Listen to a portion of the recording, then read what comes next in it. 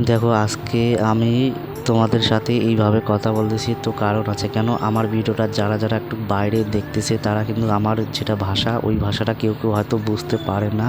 তো এই জন্য আমি এখান থেকে শুরু করতেছি, আর আজকের থেকে আমি এই ভাষাটাই বলবো তোমাদের কাছে, যেইটুকু পারি ওইটুকু আমি বলবো, ঠিক আছে?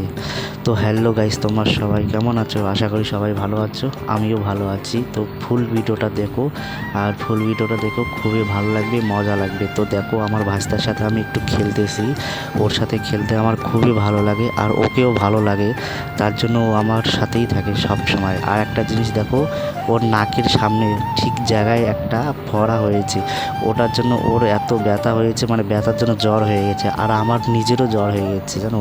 এই যে ওয়েদারটা যে খারাপ, এত গরম দিল তারপরে বৃষ্টি হচ্ছে, তো কেন শরীরটা খারাপ হবে না বলো?